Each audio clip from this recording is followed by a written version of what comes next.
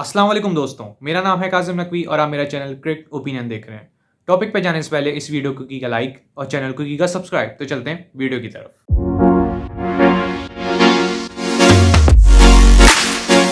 जी हाँ, गुज़िश्ता रोज़ ऐसा आपने सुना होगा कि पाकिस्तान क्रिकेट टीम के टेस्ट स्क्वाड की अनाउंसमेंट हुई है और जो कि मोहम्मद वसीम साहब ने कल दोपहर में तकरीबन ग़ालिबन इस चीज़ को अनाउंस किया कि हमारी टीम कौन-सी टीम जो है वो इंग्लैंड के ख़िलाफ़ मैदान में उतरेगी, जो कि हमारी टेस्ट सीरीज़ शुरू होने वाली है इंग्लैंड के ख़िलाफ़ 1 दिसंबर से आई थिंक शुरू होने वाली है। तो आइए पहले टेस्ट स्क्वाड का जायज़ा लेते हैं कि क्या उसमें अच्छा किया, क्या बुरा किया, कौन-सी अच्छी सिलेक्शन थी और कौन-सी बुरी सिलेक्शन थी। क्या ये टीम टिक पाएगी या नहीं टिक पाएगी? आइए कुछ जायज़ा लेते हैं हमारी स्क्वाड का।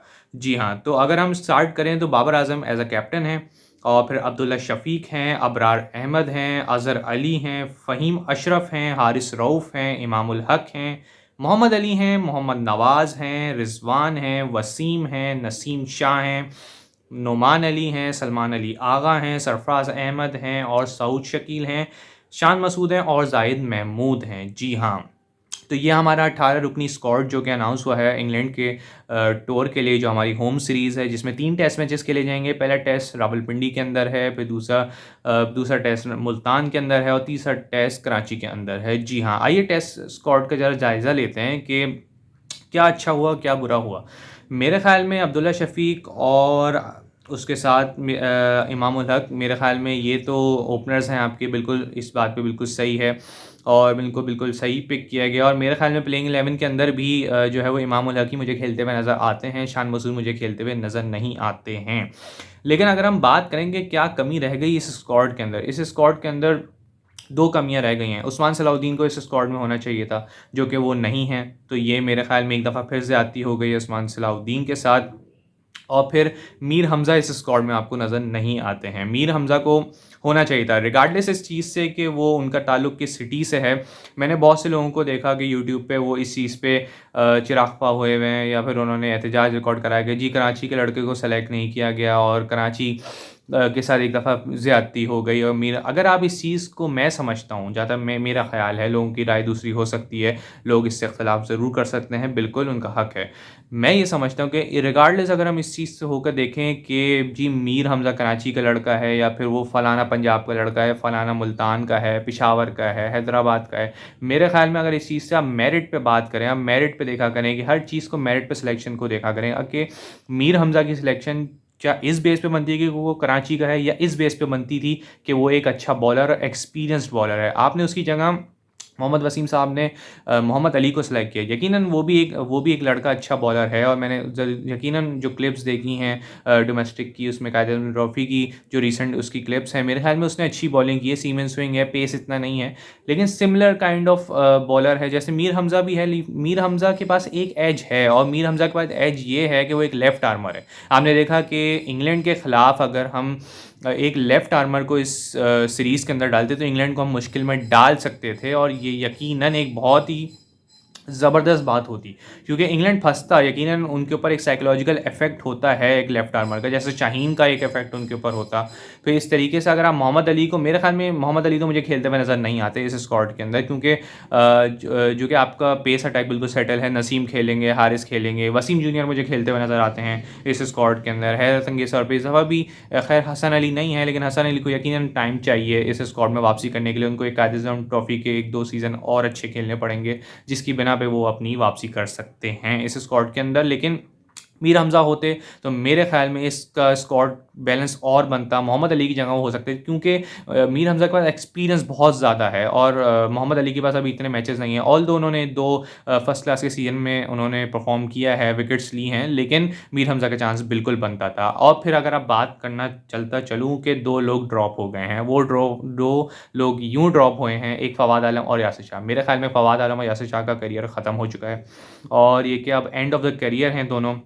मेरे ख़्याल में अब कोई और आगे कोई स्पेस या कोई जगह बनती हुई मुझे नज़र नहीं आती फ़वाद आलम और यासिर शाह के लिए। मेरे ख़्याल में आप इसको एंड समझिए, उनके करियर की इख्तिताम हो चुका है। मेरे ख़्याल में, मेरी राय में इस स्क्वाड, इस जो 3 टेस्ट मैच की सीरीज़ है, मेरे ख़्याल में आप फेयरवेल दे सकते थे फ़वाद आलम को। मेरे ख़्याल में आपने जितनी उनके साथ ज़्यादतियाँ कर ली हैं 10 सालों के अंदर, मेरे ख़्याल में उनका एक फेयरवेल मैच तो बनता था। अगर आप 3 नहीं तो 1 आधा टेस्ट मैच तो उनको खिला सकते थे और एक अच्छी तरीके से उनको रुखसत कर सकते थे और एक उनको फेयरवेल दे सकते थे। यासिर शाह को भी, जो उनकी भी खुदमात काफ़ी रही हैं, उन्होंने भी काफ़ी टेस्ट मैचेस हमें यूएई के अंदर भी जिताए हैं और मेरे ख़्याल में उनकी भी काफ़ी परफॉर्मेंसेस रही हैं, आउटसाइड एशिया भी रही है। तो मेरे ख़्याल में ये कि आप दे सकते थे इन दोनों को, एक फेयरवेल मैच भी दे सकते थे, क्योंकि इनका बनता था, क्योंकि फ़वाद आलम काफ़ी अरसे बाद आए, 2 ढाई साल ही खेले और मेरे ख़्याल में इख्तिताम पज़ीर हो गया उनका करियर। और मेरे ख़्याल में कि अगर देखा जाए तो अब मेरे ख़्याल में वापसी नहीं होती है फ़वाद आलम और यासिर शाह के लिए, इनके लिए दी एंड है मेरे ख़्याल में। और ये कि अगर इस स्क्वाड में देखा जाए, सरफ़राज़ अहमद की वापसी हुई है। सरफ़राज़ अहमद की वापसी को अगर मैं इस तरह देखूँ कि एक कॉस्मेटिक सर्जरी उन्होंने की है, कि ऑल्दो अगर कोई ये कहता है कि कराची के लड़के को नहीं खिलाया जी, मीर हमज़ा को नहीं खिलाया तो फ़लाँ नहीं, अरे तो उससे पहले अगर आप देखें तो इस स्क्वाड में काफ़ी हद तक कराची के लड़के, अगर मैं गिनवाता चलूँ फिर सरफ़राज़ के ऊपर भी आएंगे। अबरार अहमद इस साइड से हैं, कराची की तरफ से खेल रहे हैं, फिर शान मसूद हैं, सऊद शकील हैं, फिर उसके बाद जाहिद महमूद हैं, सरफ़राज़ अहमद हैं। तो इस तरीके से अगर आप देखें तो कराची के तो लड़के मौजूद हैं इस स्क्वाड के अंदर। तो मेरे ख़्याल में 6-7 लड़के तो सेलेक्ट हुए हैं कराची से।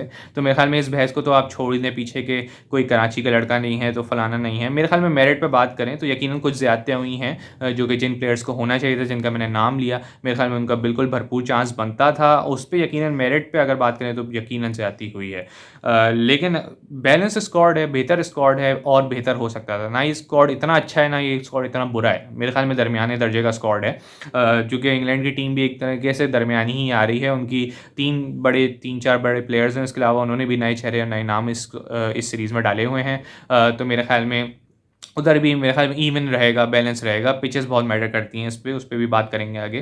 तो लेकिन सरफ़राज़ अहमद पे आ जाते हैं। कॉस्मेटिक सर्जरी है, कि मेरे ख़्याल में सरफ़राज़ खेलते हुए नज़र तो नहीं आते, लेकिन रिज़वान के बैकअप पे अगर देखा जाए तो सरफ़राज़ ही बनते हैं और यकीनन मोहम्मद हारिस का भी चांस नज़र नहीं आया। तो यकीनन बहुत सारी इस स्क्वाड में अगर आप देखें तो बहुत सारी बातें क्लियर होती गई हैं और क्लियर हो चुकी हैं। सिलेक्शन कमेटी का माइंड नज़र आता है, उन्होंने बहुत सारी चीज़ों पे लकीर खींच दी और बहुत सारी चीज़ों को एक तरफ रख दिया है। चाहे वो सरफ़राज़ के मामले में वो सिर्फ एक बैकअप विकेट कीपर के तौर पे रहेंगे, उनका कोई चांस इन 3 मैचों में भी और आगे वाले 2 न्यूज़ीलैंड के टेस्ट मैचों में भी नहीं बनता। खेलते हुए नज़र नहीं आते मुझे। और इस तरीके से फ़वाद आलम और यासिर शाह, तो इनके लिए भी मामलात ख़त्म हो चुके हैं। फ़हीम अशरफ की एक ऐसी इंक्लूजन है जो मुझे समझ में नहीं आई, क्योंकि टू बी ऑनेस्ट वो कहाँ थे, कहाँ से आए और क्यों आ गए। उनकी विकेट्स भी इतनी नहीं है, रन्स उनके भी थोड़े बहुत हैं। तो मेरे ख़्याल में एक सवाल निशान है इस सिलेक्शन के ऊपर। ये तो जवाब होना पड़ेगा मोहम्मद वसीम को कि ये कहाँ से आए और क्यों आए। फिर उस लिहाज से अगर आप बात करें तो मोहम्मद नवाज़ बेहतर है। मेरे ख़्याल में इसमें 11 को काफ़ी सीधी भी बनती हुई नज़र आती है, कि अगर आप देखें तो अब्दुल्ला शफ़ीक हो गए और इमाम ओपन करेंगे। अज़हर अली फिर खेल रहे हैं। मेरे ख़्याल में अज़हर अली को आप अगर देखें तो उनके भी बस जाने के दिन हैं, अब रिटायरमेंट करीब है। 95 टेस्ट मैच हो चुके हैं, 100 टेस्ट मैच हो जाएंगे, तो उसके बाद 100 के बाद तो मेरे ख़्याल में वो रिटायरमेंट हो जाएंगे। पीसीबी ने भी तय कर लिया, काफ़ी हद तक नज़र आता है कि उनको 100 टेस्ट मैच खिला के उनको भी रुखसत करने की तैयारी है बिल्कुल। तो इस तरीके से अगर आप देखें तो प्लेइंग 11 काफ़ी हद तक 4-5 तो आपके सेटल हैं। इमाम हो गया आपका, अब्दुल्ला शफ़ीक हो गए, फिर उसके बाद बाबर हो गए, रिज़वान हो गए। इस तरीके से मेरे ख़्याल में शान मसूद मुझे खेलते हुए नज़र नहीं आते। बॉलिंग भी आपकी काफ़ी हद तक सेटल्ड है और 11 भी तकरीबन वही है। और मेरे ख़्याल में पिचेस काफ़ी हद तक अहम होंगी।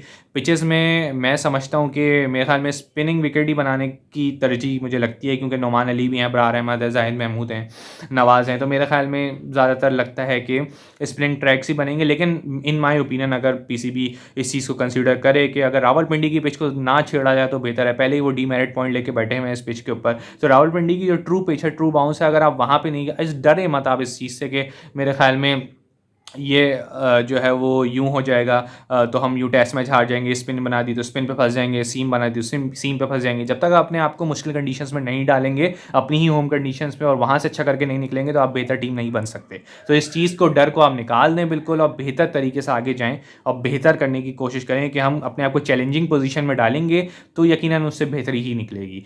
तो पिचेस को अच्छा बनाना पड़ेगा, स्क्वाड बेहतर है आपका, अब बेहतर अप्रोच भी बेहतर होनी चाहिए। कैप्टनसी के ऊपर यकीनन थोड़े टेस्ट मैच में फंसते हैं बाबर आजम, लेकिन उनके कोई ख़ास टेस्ट में उन्होंने जीता तो नहीं है, हारे हैं, एक आधा कोई टेस्ट मैच जीता भी है मेरे ख्याल में। तो मेरे ख्याल में उधर भी बेहतरी की गुंजाइश है। तो ये सारी चीज़ें अगर आप देखते चलेंगे तो बेहतर स्क्वाड है और उम्मीद भी बेहतर है इंशाल्लाह, और 1 दिसंबर से सीरीज़ का आगाज़ भी हो जाएगा और हमें उम्मीद अच्छी रखनी चाहिए इस पाकिस्तान टीम के साथ। आज की वीडियो में इतना ही, हमने पूरा एनालिसिस किया, पूरा रिव्यू किया इस टीम के ऊपर। अपने मेज़बान काज़िम नकवी को दी का इजाज़त। अल्लाह हाफ़िज़।